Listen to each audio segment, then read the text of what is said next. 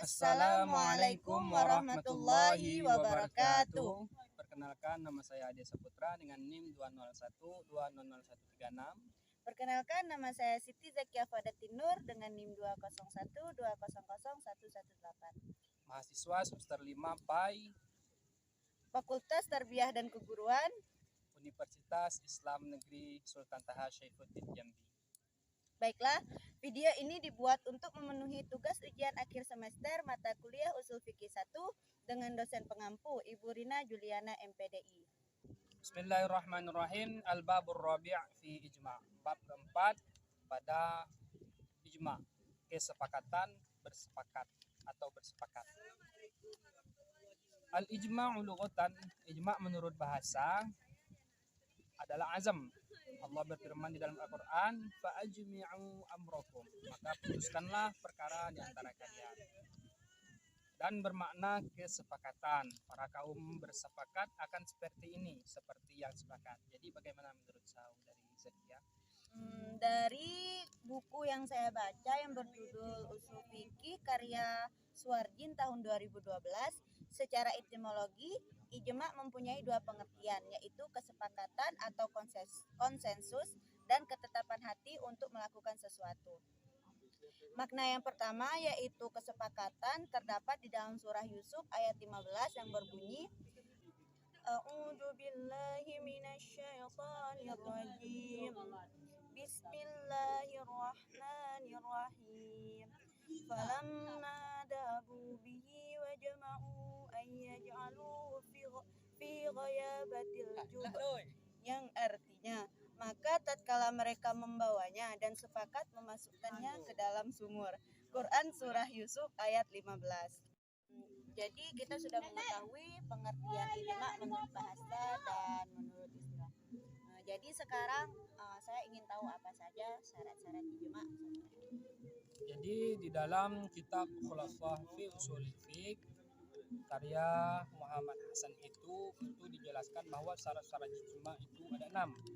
Yang pertama, orang-orang yang ijma' adalah para mujtahid. Maka tidak dianggap kalau yang lain juga ikut-ikutan. Kalau misal nih 10 orang mujtahid berkumpul, lalu tiba-tiba ada tukang ojek atau tukang parkir mau ikut-ikutan bermujtahid atau berijtihad, maka itu pendapatnya tidak dianggap. Mau dia setuju atau tidak setuju, maka itu tidak dianggap gitu. Selanjutnya harus seorang muslim. Jadi para mujtahid ini harus seorang muslim. Jika orang non muslim setuju atau tidak setuju, tidak dianggap.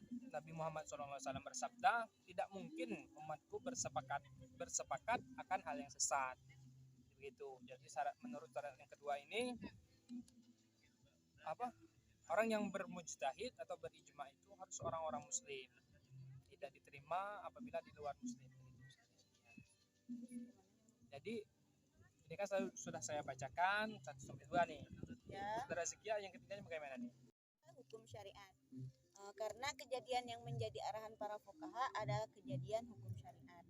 Jadi apabila bukan hukum syariat seperti bahasa atau kedokteran, maka dokter atau ulama yang memandang di sini, bukan para mujtahid. Kesepakatan yang ada harus sesuai dengan hukum syariat seperti wajib, sunnah, makruh, haram, dan lain-lain. Jadi tidak berlaku jika di luar hukum syariat, begitu ya? Ya, begitu saudara. Silakan. Jadi syarat ijma' yang keempat adalah ijma' harus terwujud di masa selain Nabi Shallallahu Alaihi Wasallam. Karena mustahil ijma' akan terwujud di masa Nabi, karena Nabi otomatis akan bersama para mujtahid tersebut. Jika Nabi ikut setuju, yang dijadikan ibrah adalah perkataan Nabi. Jika Nabi berkata berbeda dengan mereka, maka perkataan yang dianggap adalah perkataan Nabi dan tidak ada anggapan dalam pendapat para mujtahid. Oh, jadi ini hampir mirip-mirip dengan istilah ijma' tadi ya? Ya, seperti itu saudara. Jadi selanjutnya yang kelima, syarat ijma' yang kelima itu harus bersepakat semua mujtahid. Kalau ada satu yang berbeda, maka ijma'nya tidak bisa terwujud. Contohnya begini, kita berkumpul 10 orang mujtahid nih, 9 setuju sedangkan satunya tidak, maka itu kesepakatannya tidak bisa terwujud. Jadi semuanya itu harus satu pendapat. harus Jadi yang keenam, inqiratul asr, runtuhnya masa. Yang dimaksud runtuhnya masa di sini yaitu wafatnya para mujtahid. Jadi apakah disyaratkan wafatnya para mujtahid agar ijma' tersebut bisa dijadikan hujjah? Para ulama usul mengatakan tidak disyaratkan.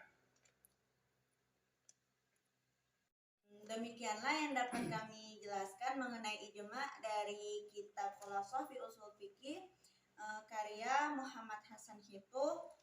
Jika terdapat kesalahan kami mohon maaf. Sekian dari kami. Assalamualaikum warahmatullahi wabarakatuh.